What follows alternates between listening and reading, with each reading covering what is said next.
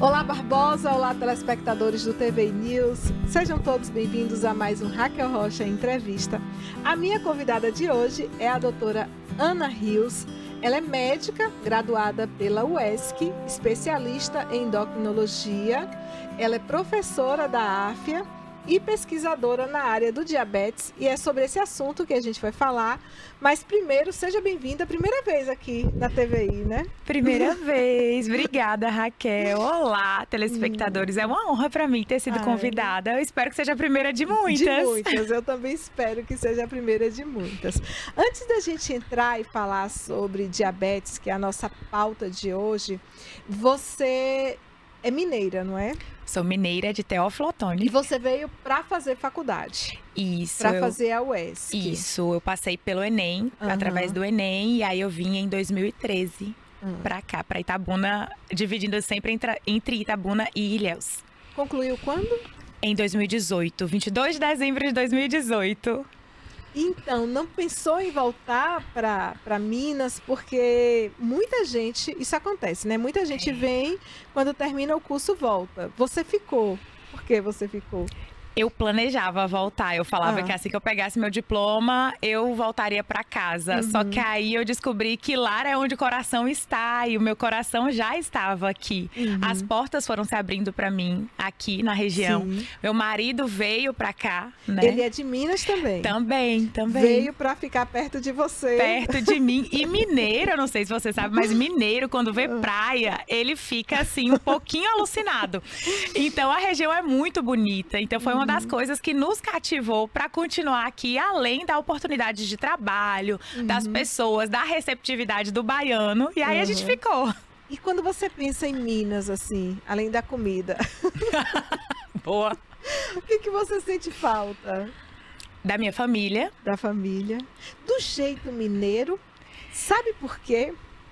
As pessoas que eu conheço aqui, os baianos, que passaram um tempo em Minas, morando em Minas, eles sempre retratam essa coisa do acolhimento do mineiro, sabe? Do mineiro que te dá bom dia, mesmo que se não te conhece, principalmente as cidades menores, interior de Minas. Qual a diferença entre o baiano e o mineiro? Existe uma diferença cultural. Eu fui muito acolhida aqui, não é à toa que eu continuo, tem 11 anos e meio que eu moro aqui. E eu vim muito nova, eu vim com 18 anos pra cá. Então, eu fui realmente muito bem acolhida, eu fiz ótimos amigos, eu construí uma família aqui na região. Mas existe essa diferença cultural, porque o baiano é acolhedor, mas o acolhimento é diferente do acolhimento mineiro. Sim. Então, o mineiro, ele é um mineiro desconfiado. Então, o mineiro tem, assim, sempre um pé atrás com tudo. Mas quando ele faz amizade, é amizade de verdade. É de colocar em casa, é de levar comida. Então, o baiano se abre mais. O baiano, ele se abre mais. E isso foi algo que eu fui aprendendo a lidar com o tempo. Eu tive mais facilidade porque eu sou naturalmente extrovertida. Então, eu não tive dificuldade. Eu acho o baiano, ele mais aberto. Mas eu não me senti desacolhida, não me senti desassistida. E a hospitalidade do mineiro é desse negócio aí, de dar bom dia pra todo mundo, de vizinho levar comida pro outro no final de... adora oferecer comida. Né? A linguagem do amor, acho que de todo mineiro é comida, é dar comida. E ela dá, viu, gente? Eu gosto. Acho que em 2 ocasiões você chegou com biscoitinho, chocolatinho pra todo mundo na UESC. Eu gosto de fazer. Na Páscoa? Na Páscoa e Dia dos acho Namorados? que foi Dia das Mães. Dia das Mães. Nossa. Que eu fiz. Eu gosto. Gosta de dar comida. E quem não gosta de quem traz comida pra gente, né?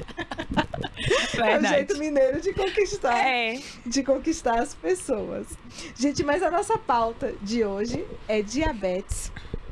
E a gente vai falar de uma forma muito simples, para que todo mundo que está em casa nos assistindo possa entender o que é essa doença, quais os sinais, quais os sintomas, como prevenir, como se cuidar. Então a gente vai abordar esse assunto de uma forma muito, muito objetiva e muito transparente.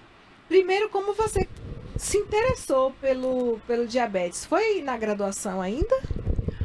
Foi pelo diabetes, é desde que eu me entendo por gente. Porque o motivo de hoje eu ser pesquisadora em diabetes, de ser apaixonada por lidar com pessoas com diabetes, é porque na minha família eu posso contar nos dedos quem não tem diabetes. Entendi. Então eu ouço falar dessa doença desde muito cedo. E porque aí, a diabetes tem um componente genético. Isso, tem esse componente genético importante, principalmente... Não. Espero que não. Tenho grandes chances, mas faço o possível para não desenvolver. Quem tem diabetes na sua família? Começou pelo meu avô, quem a gente consegue identificar. Meu avô não é vivo mais. Meu avô faleceu jovem, né? Hoje a gente pode dizer jovem, com 60 anos, por complicações do diabetes. E eu ouço falar do meu avô com muita saudade, muita dor no coração da minha mãe, das minhas tias e da minha avó. Eu tenho lembranças dele, ele faleceu, eu tinha 3 anos, mas eu tenho lembranças muito marcantes do meu avô. E ele faleceu de uma forma muito trágica. Ele teve infarto. Só que ele demorou ser tratado pelo infarto porque ele teve uma dor atípica, que a gente chama na medicina. Ele sentiu uma dor, popularmente falando, aqui na boca do estômago, que não é uma dor típica de infarto, mas é uma dor que é caracterizada nos pacientes com diabetes.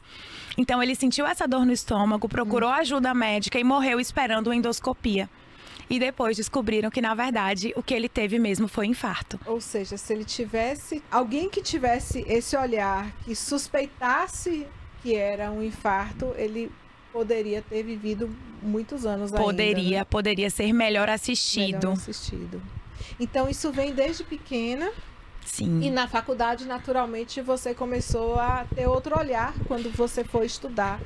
Sim, e aí sim, aí teve essa questão do meu avô e tem a minha mãe. Minha mãe é diabética, minha mãe tem diabetes tipo 2. E eu descobri depois, quando eu era adolescente, que minha mãe teve diabetes gestacional na minha gestação. Eu sempre ouvia na minha infância todo mundo falar que eu nasci gordinha, eu nasci com 5 quilos. Nossa! E aí todo mundo na época achava o máximo. Minha mãe fala que eu fui a atração do hospital. Eu nasci em 94. O conhecimento que a gente tem do diabetes hoje é completamente mais evoluído do que a gente tinha. A gente não, né? Do que a ciência tinha em 94. Eu nasci com 5 quilos de parto cesárea e... Para minha mãe foi uma gravidez tranquila, ela tinha 36 anos, na época era uma gravidez tardia, mas até então tudo ocorreu bem. Também não teve muitas complicações no pós-parto, mas alguns anos depois, a minha mãe começou a apresentar o descontrole glicêmico, ou seja, a glicose dela, os valores do açúcar no sangue começaram a ficar cada vez mais altos. E hoje a gente sabe que mulheres que tiveram diabetes gestacional, ela tem um maior risco de desenvolver diabetes tipo 2 no futuro. Que ela tinha tido diabetes gestacional? Não, porque os critérios eram muito diferentes do que a gente tem hoje de critério. Cada vez a gente está mais rigoroso para diagnóstico do diabetes. E hoje eu relaciono por conta do meu peso. Mulheres com diabetes gestacional que não tratam, tem fetos que a gente chama de feto macrossômico, que nasce maior do que 4 quilos. E eu consegui nascer com 5 quilos. E aí eu sempre escutava sobre isso, né?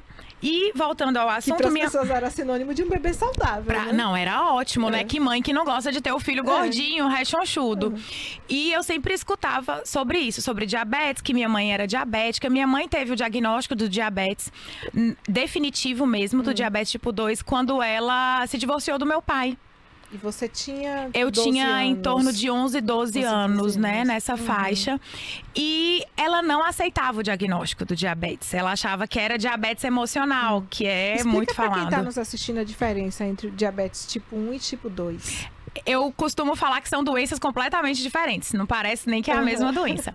O diabetes tipo 1 é quando o nosso pâncreas para de produzir insulina. O que é insulina? Insulina é um hormônio que é produzido pelo pâncreas, que tem a função de tirar o açúcar, a glicose do sangue e levar para dentro das células, para o músculo, para células de gordura, para todas as nossas células, né? A gente depende de glicose para viver.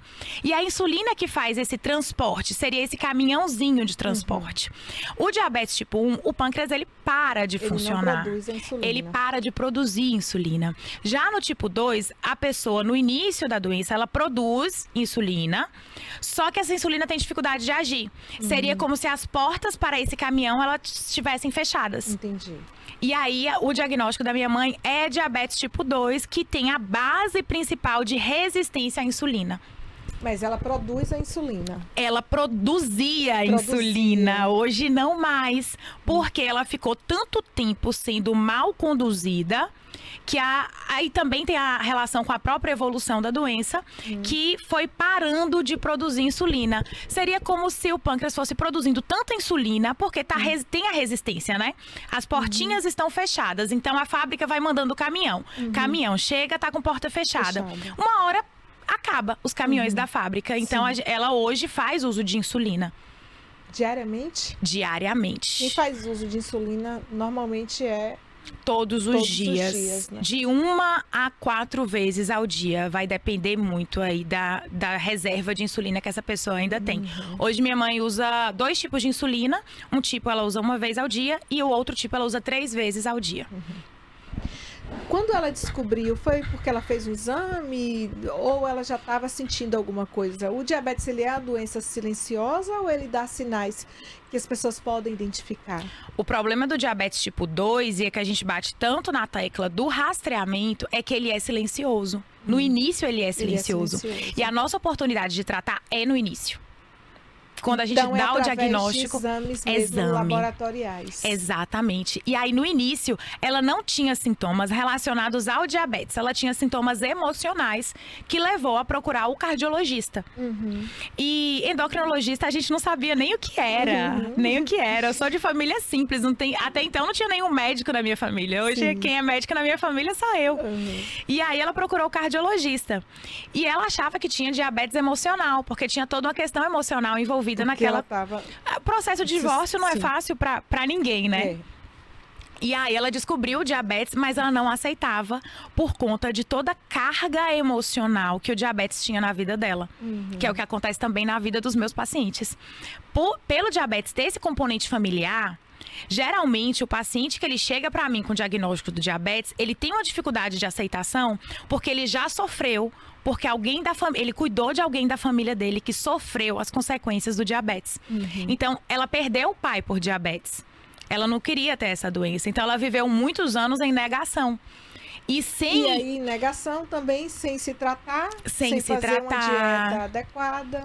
Porque ninguém orientava. Ninguém orientava, ela não sabia o que ela podia comer, qual a quantidade dos alimentos que ela podia, quais medicamentos utilizar. Índice glicêmico, quais alimentos tinha baixo índice glicêmico. A gente não fazia ideia. Ela realmente achava que ela tinha diabetes emocional, o que não existe, né? Quais são os valores que as pessoas elas devem ficar atento? E aí uma outra pergunta, aquele exame normal que todo mundo faz, que fica ali por volta de 12 horas em jejum, acorda, não toma café, vai lá, tira o sangue e mede a glicose. Aquele é o melhor exame? A gente hoje tem 3 exames para diagnóstico do diabetes. Nenhum é superior ao outro. Todos têm as suas limitações. E se complementam. Tem a glicemia de jejum, que é o mais fácil. São 8 horas de jejum, não precisa mais, graças a Deus, ficar 12 horas sem comer. Então, são 8 horas de jejum, o paciente vai no laboratório e tira sangue, que é o que a gente chama de glicose de jejum.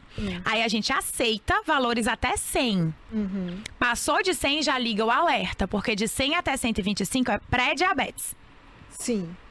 Aí, passou de 100, você solicita outros exames. Isso. E aí, a gente passou de 100, a gente solicita outros exames, mas se for desse valor de 100 a 125, fica no diagnóstico de pré-diabetes. De 126 para cima, a gente precisa solicitar outro exame para confirmar. Que pode ser outra glicemia de jejum, que pode ser hemoglobina glicada, que também serve para diagnóstico do diabetes, ou o teste oral de tolerância à glicose, que é o paciente vai em jejum, coleta o sangue, toma um líquido bem docinho, quem é grávida já lembra que é rotina na gestação a gente pedir esse exame.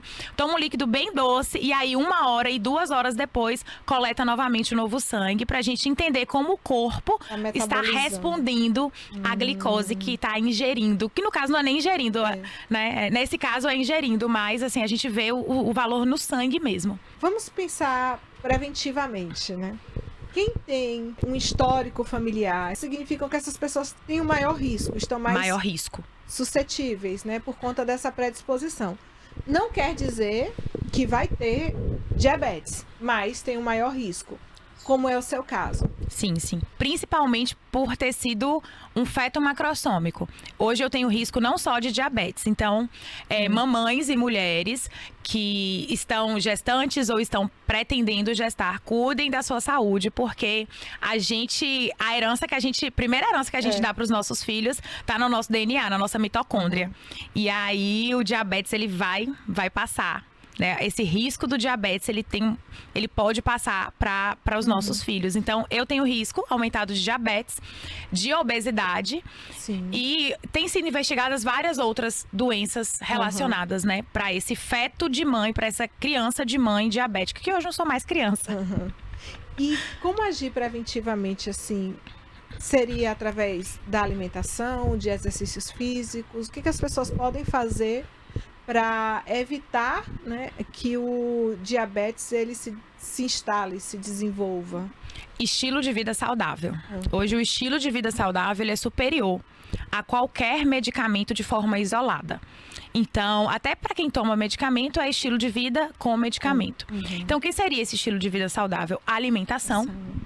A alimentação, ela precisa ser uma alimentação adequada. E aí, geralmente, vem muitas perguntas. O que comer? O que pode ou não comer? Claro que eu sou pautada pelo um viés religioso, mas eu costumo brincar com meus pacientes que Deus é perfeito. E que dificilmente algo da natureza comido de forma equilibrada vai te fazer mal.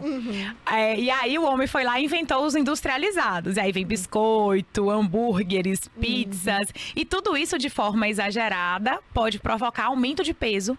E o aumento de peso é o fator de risco muito importante. Falou do hambúrguer. E a gente pensa proteína. E, a princípio, as pessoas com diabetes, elas têm uma preocupação com o açúcar. Hoje, um pouco mais esclarecidas com o carboidrato, que está ali na mesma categoria, que vira açúcar. Explicando de uma forma muito, muito leiga. Mas o hambúrguer, no caso, é uma proteína. Porque o hambúrguer seria algo que não deveria fazer parte da dieta de uma pessoa que quer prevenir o diabetes. Vamos lá. Essa questão do açúcar, apesar de ser cada vez mais falada, ainda não está muito claro. Porque eu tenho muito paciente com diabetes que utilizam outros tipos de açúcar, que não açúcar branco, achando que é melhor para a saúde. Sim. E não é. Então, assim, eu preciso fazer esse parênteses que açúcar é tudo igual. Demerara. Tudo igual. Doutora Ana, mas não é menos industrializado? Sim, mas é açúcar. Vai subir sua glicose do mesmo jeito. Sim. E aí, o que vira açúcar no sangue não é só o que tem gosto doce na boca. Então, geralmente é tudo aquilo que é branco. Que tem amido, as farinhas brancas, o pão, as massas, o arroz, macarrão, massa de pizza. E aí a gente nem gosta, né? Não, a gente nem gosta. E aí tem o pão do hambúrguer. Quando eu falo do hambúrguer... é o conjunto. E não, o conjunto não só pão e bife. É o conjunto do hambúrguer consumido, cheio de aditivos e molhos, com gorduras de todos os tipos, que tem um valor calórico muito alto e que é comido com refrigerante. Com refrigerante, com uma batatinha frita. Não, ninguém come batatinha frita. Com a batatinha frita lá no molhinho. E que é usado para suprir uma fome emocional, muitas vezes. Entendi. Então, você não tem que se preocupar somente com o chocolate, com o doce, não. Mas até com esses alimentos, pensando realmente, porque a pessoa ela não pensa ali no ketchup que ela está colocando, que tem açúcar. Que tem açúcar. Ketchup é tomate com açúcar. Com açúcar. E vinagre. Exato. No molho, às vezes, o molho barbecue, que tá ali. É rico em açúcar. Exato. Até o molho do sushi também, que o pessoal fala, não, vou comer sushi, que sushi é proteína. Mas pega aquele molhinho ali e aí... Isso, e todas as gorduras ali também, que, enfim, é o pacote completo. Que é o pacote completo. E é o que a gente falou, né? Ninguém come hambúrguer tomando água de coco, vai querer um refrigerante. Mesmo quem ama água de coco não vai. Então, a princípio, assim, os alimentos naturais, né? Os alimentos né, da natureza, frutas, legumes, verduras. Carnes Tem que magras. ter alguns cuidados também. Por exemplo, melancia é uma fruta, é saudável, mas se você comer uma grande quantidade, você absorve muito rápido, não é isso? Ela tem por ela ser praticamente líquido, né? Absorve muito rápido o açúcar da melancia, mas também não é proibido. Sim. Eu costumo dizer que menor, né? Isso, eu costumo dizer que não existe fruto proibido. Não estamos mais no Jardim do Éden. Então, não é por dessa árvore não comerás. Então, não existe fruta proibida para quem tem diabetes, a não ser que esse paciente esteja em um regime específico de dieta. Ou dieta cetogênica, ou dieta low carb, que aí já é outro patamar, história. Ele está acompanhado com o nutricionista. A melancia, ela tem um índice glicêmico alto, sobe a glicose de forma mais rápida, mas ela pode ser, sim, inserida, né, na dieta do paciente com diabetes, assim como banana, manga, uva tem índice glicêmico alto também, né? Tem, e a uva e assim, né, não vai comer 2 cachos de uva. Não vai comer 2 cachos, exato. 2 cachos de uva. As outras frutas, como morango, kiwi, frutas vermelhas, que não são tão comuns na nossa região, são frutas que têm menos carboidratos. Então, abacate não tem carboidrato praticamente, né? Abacate é gordura e gordura boa. Só precisa tomar cuidado quem está em processo de emagrecimento para não superar as calorias. Mas as frutas são maravilhosas. Mas pro diabético, o abacate é maravilhoso. Ótimo, né? Principalmente a vitamina de abacate. Abacate ou leite ou água, né? Se o paciente tiver intolerância à lactose ou alergia ao leite, com a proteína, sachês de proteína, de whey protein. E aí, ó, é perfeito. Eu cresci comendo abacate com açúcar. Eu também. Eu gosto de abacate, mas assim, com açúcar. Eu estou reaprendendo a comer o abacate sem o açúcar, mas é isso, você associa. Quando você vai comer o abacate sem açúcar, parece que tá faltando alguma coisa. Meu pai me ofertava abacate, assim, era o abacate, ou ele colocava açúcar no lugar do caroço. Assim eu não sei se como é que é. Pois. Ou amassava. Ou amassava e colocava açúcar. Exato. Exatamente. Ou a vitamina de abacate, mas com açúcar. Então é uma carga calórica muito, muito alta. Mas hoje eu consumo abacate batido com whey ou na salada, que fica uma delícia. Fica delicioso, Fica uma delícia. A importância de se ingerir frutas com casca, porque uma boa quantidade de fibra está justamente na casca ali da fruta. E tem gente que vai comer a manga, descasca a manga, vai comer a maçã, descasca a maçã.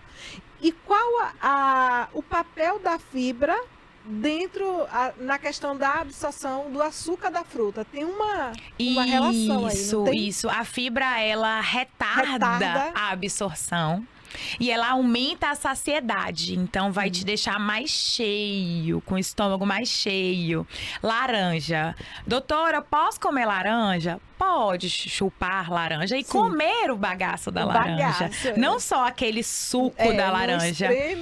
Porque isso, a absorção do carboidrato vai ser mais retardada e vai fazer muito bem para a saúde intestinal, vai dar saciedade. É uma excelente fruta para usar de sobremesa, para quem gosta de comer um doce e acaba indo para uma sobremesa mais calórica.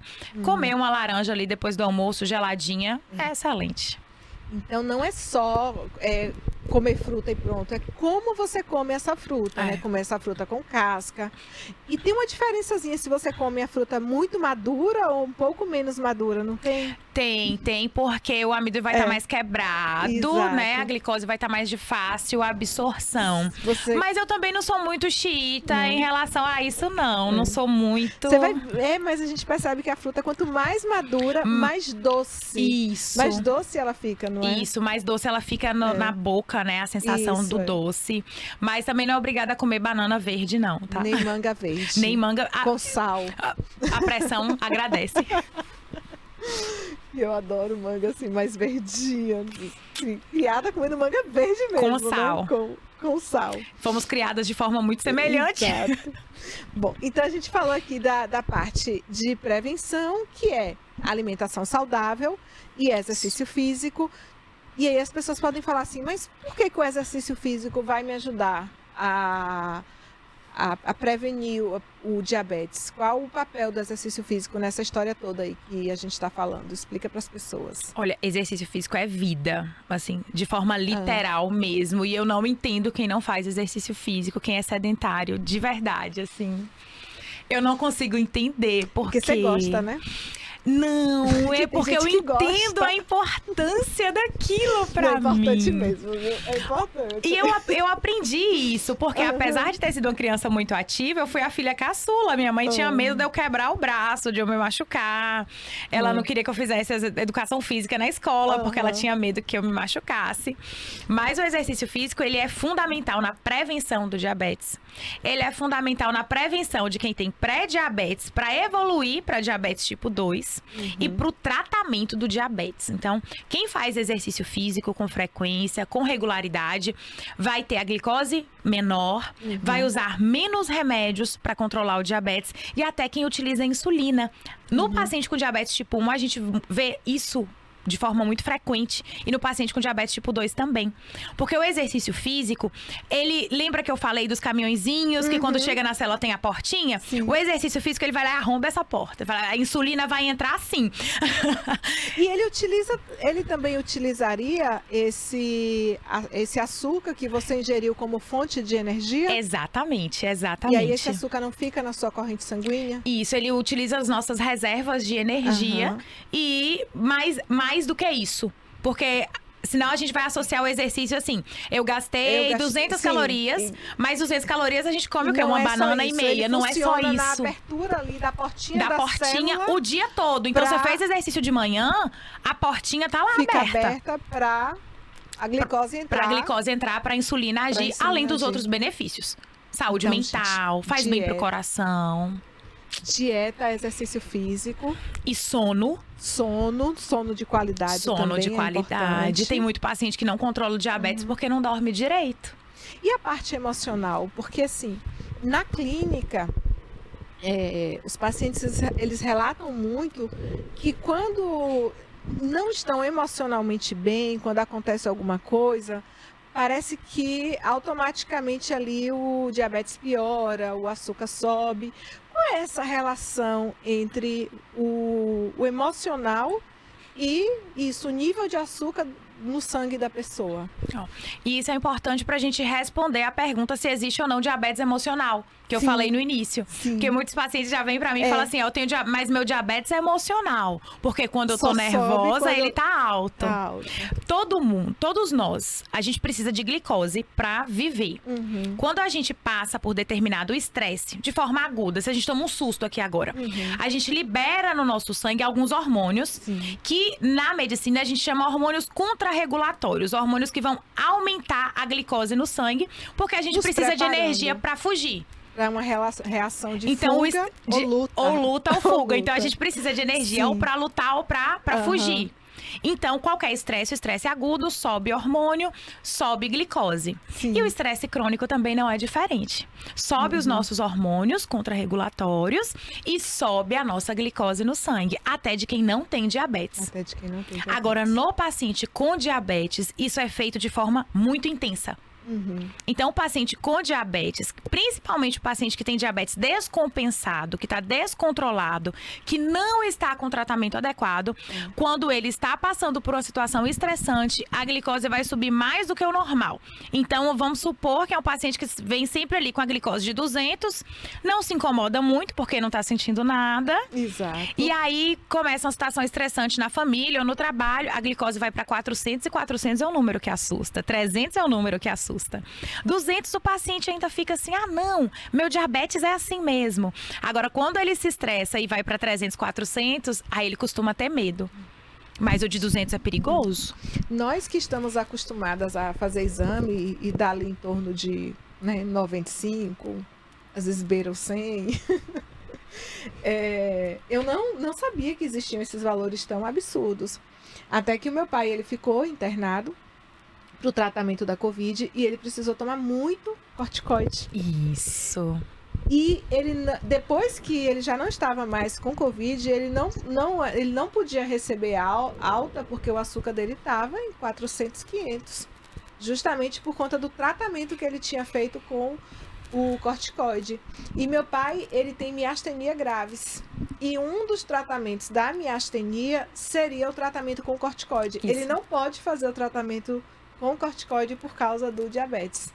Então, o corticoide sobe muito a glicose. Paciente que tem diabetes e que precisa usar corticoide, ele tem que virar melhor amigo do endocrinologista dele, porque vai precisar aumentar os medicamentos ou, caso, iniciar a insulina. Tem paciente que a gente não tem tratamento alternativo. No caso do seu pai, ele encontrou outro tratamento. Na época do Covid, a gente tinha ali um dos nossos medicamentos que a gente podia utilizar, era a dexametasona, outros corticoides. E aí tinha que usar. Tinha que usar. E aí precisa chegar junto. Porque tratar ali a Covid era mais importante do que... Enfim, aí ele foi liberado com a glicemia alta. Não queriam dar alta, mas assim, quem já passou por um longo período de internação hospitalar muito desagradável. Sabe, né, como é complicado e o desejo de ficar em casa. E a gente pediu para ele receber a alta e ele fez uso de insulina por um curto período de tempo. Ele tinha muito receio de fazer uso de insulina, porque ele tinha ouvido falar, não sei se isso existe, mas assim, diziam para ele que quem começa a tomar insulina não para mais. E ele ficava com medo de iniciar e depois não conseguir parar, ter que usar para o resto da vida. Mas graças a Deus ele usou por um período de 10 a 15 dias até que normalizou os índices dele, aí ele parou e de lá para cá, isso já tem quase 4 anos, ele não precisou mais fazer uso de insulina. Prescrever insulina hoje é desafiador, principalmente para pacientes mais velhos, que na época que eles ficaram sabendo o que era a insulina era utilizada em pacientes com diabetes muito descontrolado. Então, associava a insulina a isso. Então, paciente que já com alguma amputação, paciente em internação ou paciente em terminalidade de vida. Porque a medicina evoluiu. Hoje a gente usa cada vez menos insulina para diabetes tipo 2. E a gente tem medicações orais, comprimidos. Mas ainda é necessário utilizar a insulina em diabéticos do tipo 2. Nem sempre, quando começa a utilizar a insulina, tem que usar o resto da vida. Como foi o caso dele. Como foi o caso dele, né? Teve essa situação da internação. Ou tem outras situações mesmo. Eu tive uma paciente de 82 anos que eu comecei a acompanhá-la de um quadro muito complexo e ela precisou usar insulina. Ela começou utilizando insulina em dose alta. E ela começou o tratamento, insulina e medicação oral, comprimido. Foi perdendo peso, foi melhorando a alimentação. Hoje ela só usa um comprimido. Foi diminuindo a insulina Foi diminuindo até tirar. E hoje ela só usa um comprimido. Eu tô dando esse exemplo da idade dela, porque as pessoas assustam. Não, mas eu já tenho 60, 70 anos. Eu tenho paciente de 90 anos, 92. Que estão ali. Muitas vezes eu tiro a insulina, não, vamos utilizar a medicação oral, porque hoje o tratamento do diabetes, ele não consiste só em abaixar a glicose. Hoje, quando a gente trata o diabetes, a gente quer prevenir que esse paciente com diabetes, ele diminua o risco de ter infarto, ele diminua o risco de ter AVC, de ter uma doença renal crônica e melhora a qualidade de vida. Então, hoje a gente não foca só na glicose. A glicose é um dos parâmetros. O açúcar, né? O valor da glicose é um dos parâmetros. Mas tratar o diabetes hoje vai muito além de reduzir a glicose. E aí, Ana, para finalizar, o que acontece? A pessoa, ela tá ali, ela tem diabetes. Aí ela mede o açúcar dela, tá lá, 150. Ela não tá sentindo nada. Mede, tá 180. Não tá sentindo nada. Ou tá 200 e tanto, a pessoa não tá sentindo nada. Aí a pessoa se pergunta, né? Por que eu estou me sacrificando tanto para manter esse número baixo, se quando ele tá alto eu sigo com minha vida normal, né? Pensando... Porque assim, a pessoa hipertensa, quando a pressão dela aumenta, ela já sente. Ela já mede, porque ela já sentiu que a pressão dela aumentou. E o diabetes não é isso. Eu acho que o perigo é justamente por ser uma doença muito silenciosa. E esse sintoma, o açúcar alto, ele não incomoda, né? Ele não causa um desconforto. Mas a longo prazo é perigosíssimo. Muito perigoso. E aí eu queria que você falasse sobre os riscos de ter diabetes e não tratar, e não cuidar, e não ter uma alimentação adequada, e não fazer exercício físico, e não dormir bem, e nem tomar medicação. Conviver com com essa glicemia desregulada e alta. O que isso pode acarretar? Quais são os danos que isso pode trazer para a pessoa? Para explicar, isso aí eu costumo explicar para os pacientes que a glicose alta é como uma traça. Quando você vê, o estrago já está feito. Então, se a gente não tem um método ali para diagnosticar, para encontrar essa traça, você só vai descobrir quando o seu móvel está destruído. Vai lá, devagarzinho, lá no rim, vai lá no coração, vai no cérebro, vai na circulação dos pés. Aí o pé formiga um dia, formiga outro dia. E aí essa tracinha vai lá, vai comendo aos pouquinhos. Por isso que é importante manter nos valores ideais. E manter a glicose alta por muito tempo acarreta em vários riscos para a saúde. Do coração, do cérebro e do rim. Cegueira também, E não é? cegueira. Cegueira é uma causa... o diabetes é uma causa de cegueira irreversível. Irreversível. Quando o paciente com diabetes ele desenvolve a cegueira, não tem mais tratamento, infelizmente, porque já vai lá, né, acabando fazendo pontinhos na retina, que é o que ajuda ali a nossa visão. E na cicatrização também, não é, Ana? Na Porque, cicatrização. Às vezes a pessoa com diabetes, ela vai ali, machuca o pé, pisa num prego e precisa amputar o pé. Isso.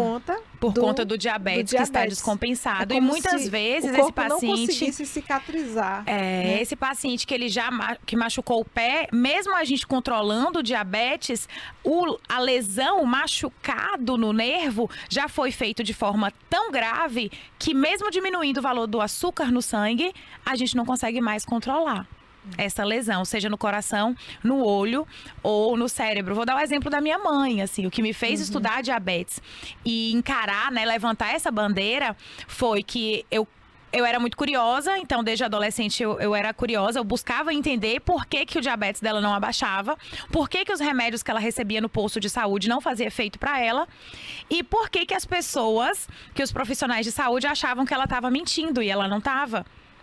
Sendo que ela nunca recebeu, de fato, uma educação em diabetes. Eu falei, então vou ter que estudar. E aí... Isso antes da faculdade. Isso antes da faculdade. Foi o que eu fiz quando meu pai recebeu o diagnóstico de diabetes. Eu falei, vou ler, porque eu vou tentar, vou ler tudo e vou tentar passar essas informações para ele da forma mais clara possível. E aí a gente não teve a sorte de encontrar um profissional que explicasse para ela no Sistema Único de Saúde. Eu fui para a faculdade, aí na faculdade eu já conseguia estudar e dar dicas mais valiosas que melhorassem o controle do diabetes dela. E quando eu me formei, aconteceu uma situação interessante, porque eu peguei um dos meus primeiros proventos, dos meus primeiros salários para pagar uma consulta com um endocrinologista. E como eu gostava muito de estudar diabetes, eu já tinha descoberto que existia uma medicação que, além de controlar o diabetes, diminuiria o risco desse paciente ter infarto, AVC, que é popularmente falando o derrame, e doença no rim. E aí eu paguei a consulta para minha mãe e falei assim, olha, pergunta para ela se a senhora pode usar essa medicação e como que vai manejar. Nessa época ela utilizava a insulina que dava na rede pública. Sim. E aí falou, não precisa, é uma medicação que vai te custar dinheiro, vamos ficar só nessa insulina. E aí eu fiquei um pouquinho chateada com essa conduta. Eu não tinha nem feito especialização em clínica médica, nem em endocrinologia. Eu comprei um curso de diabetes, de já endocrinologistas, já especialistas, né, que estudam essa doença. Eu comprei um curso de diabetes e falei, pronto, agora quem vai controlar é um desafio pessoal.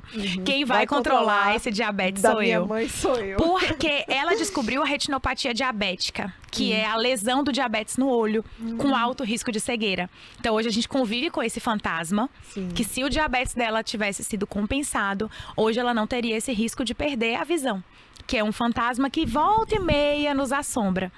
E hoje a bandeira que eu levanto é de tornar a linguagem acessível, como eu costumo falar para você, tornar a ciência acessível.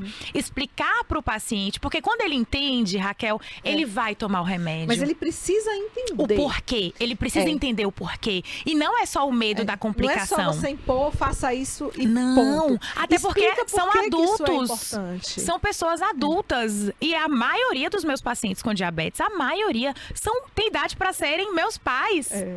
Entende? Então, por que ele vai receber ordem de uma menina novinha, ainda que seja médica? Por quê? Sentido, né, tem que fazer sentido. Então, a linguagem científica, ela precisa ser acessível para a população. O paciente com diabetes, ele precisa entender que ele não se resume a diabetes, que a diabetes é um dos problemas da vida dele. Sim. E que ele precisa fazer seu tratamento não baseado no medo das complicações. Eu não trato meus pacientes causando medo.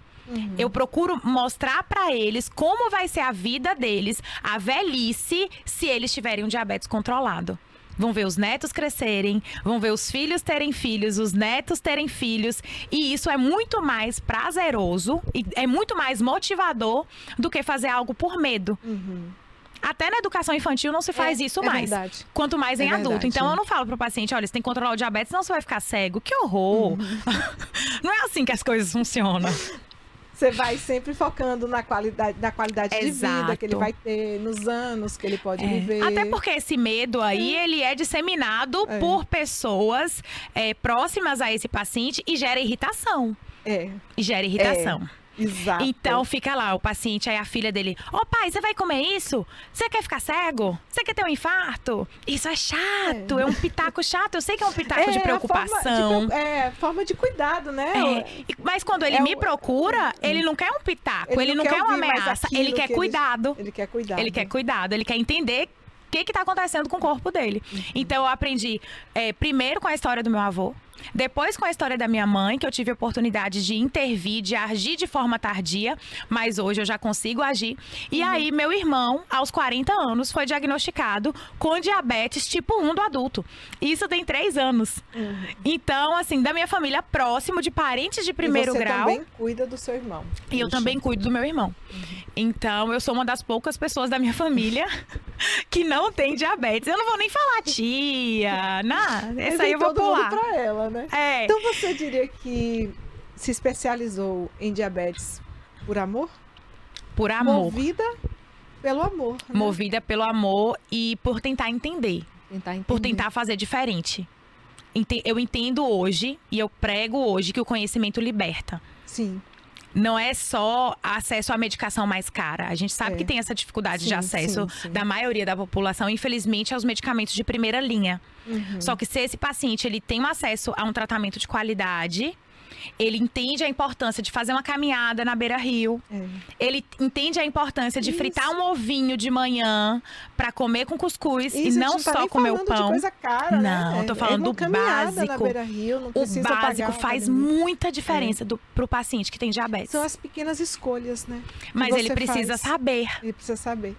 Precisa entender e saber por que ele tá fazendo essas escolhas. E aí cá estou eu, assim, eu respiro diabetes todos os dias. Querida, gratidão pela sua visita, pelas explicações. Pela primeira vez que você veio aqui à TVI, como falamos no início, que seja a primeira de muitas vezes. Acredito, assim, que todo mundo entendeu. Você explicou de uma forma muito, muito acessível. Acho que deu para todo mundo entender. Quando o programa for para o YouTube, porque a TVI também é transmitida pelo YouTube, também quem quiser deixar mensagem nos comentários, eu vou mandar o link para ela. Ótimo. Para ela responder alguma dúvida. Mas, assim, o mais importante é que você se cuide, faça os exames de rotina. Isso. E uma vez que receba esse diagnóstico, não é o fim do mundo, não se desespere, mas faça uma mudança mesmo no estilo de vida. Isso. Uma mudança que todos deveriam fazer, porque o que ela falou aqui não é só para quem independente tem diabetes, de quem tem diabetes. Alimentação saudável, sono de qualidade, exercício físico, sabe? Cuidar do emocional. É para todo mundo. Exatamente.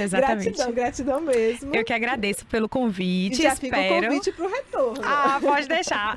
Até porque o diabetes é uma das áreas da endocrinologia, né? Tem muitas pautas aí, obesidade, muita coisa gostosa pra gente conversar. Muito assunto aqui. Tem. Obrigada, querida. Gratidão.